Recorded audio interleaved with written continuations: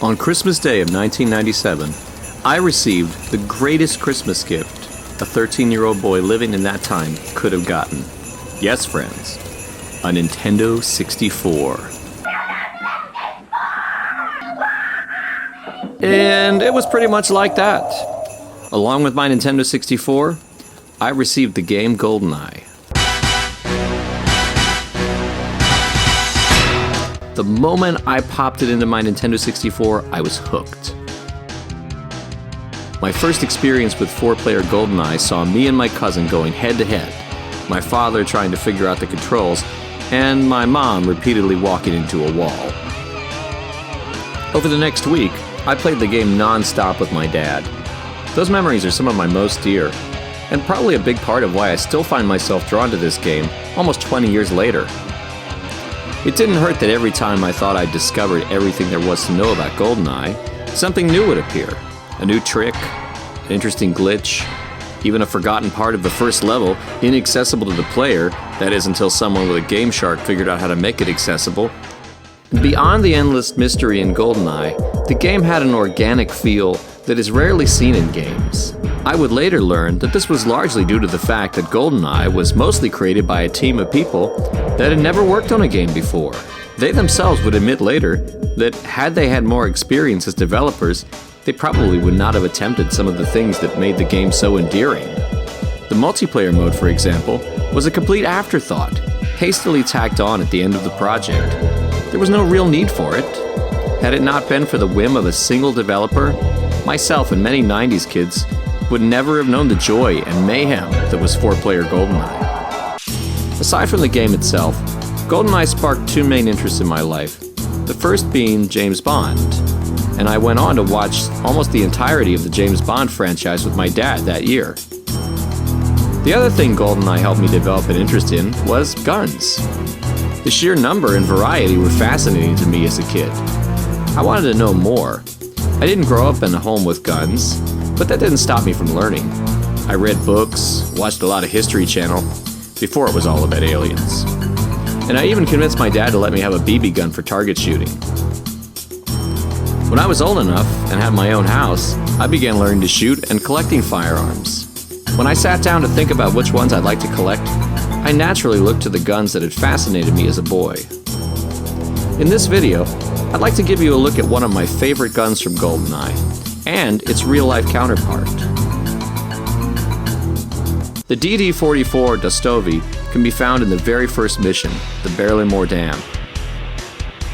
True to its real counterpart, it's found in the hands of Russian officers, although I'm not sure how many Russian scientists were armed with them, or grenades for that matter. In the game, it feels very satisfying to shoot, and it does a significant amount of damage to enemies. There's something really satisfying about hearing that boom, feeling the vibration in the controller, and watching the slide rack as it cycles. And ammo for it always seems to be plentiful, more on that later. Some are surprised to find that the DD44 Dostovei is based on an actual gun, the TT-33 Tokarev. Created in 1930 by Fyodor Tokarev, the TT-33 Tokarev filled the Soviet Army's need for a magazine-fed, semi-auto pistol.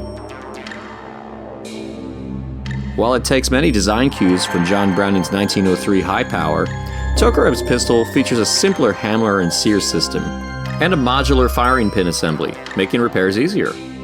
It was chambered for the 7.62 by 25 caliber cartridge, a powerful, high-speed round. For comparison, here's the 7.62 Tokarev, next to a 22, 9mm, and 44 Magnum cartridge. Tokarev's pistol saw use in the Soviet Army, mainly as a sidearm for officers, from 1930 to 1952, at which point it was replaced by the smaller Makarov pistol. That was not the end of the Tokarev, however, as it was widely copied by pretty much every other communist country. Mine, in fact, is a Yugoslavian version. You'd be hard-pressed to notice a difference, though, as any variations between models are minor. You'll probably notice that mine, unlike the DD44 Dostovei, is a blued finish rather than stainless steel. This is common in most Tokarevs, although you will find some in the stainless steel finish.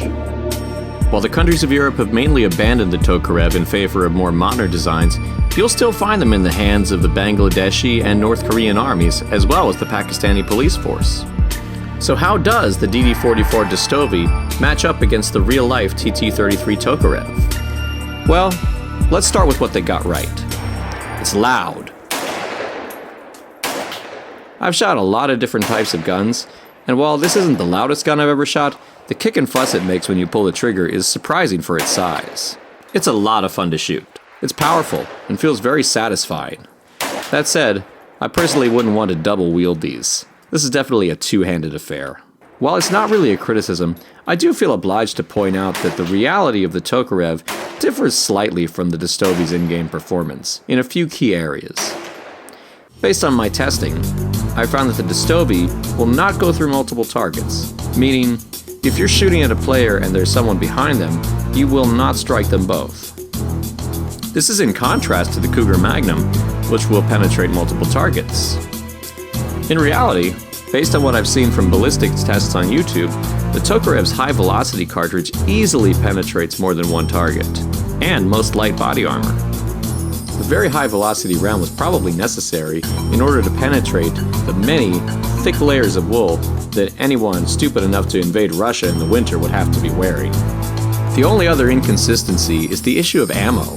In real life, James Bond's gun, the PPK, is chambered in .32 auto. The 7.62 Tokarev has absolutely nothing in common with that round. In-game, however, their ammo is interchangeable.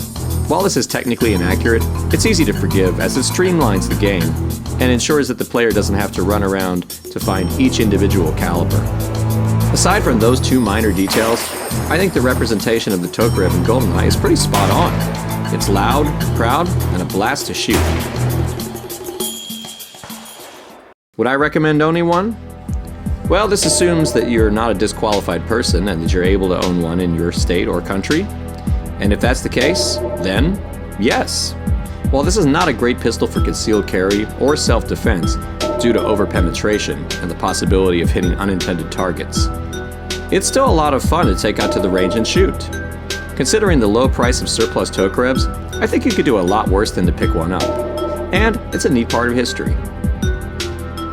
This concludes the first episode in a series that I'm planning on doing about the guns of Goldeneye and their real-life counterparts. Please leave a comment below and let me know what you'd like to see next. And if you like what I'm doing, don't forget to like, share, and subscribe.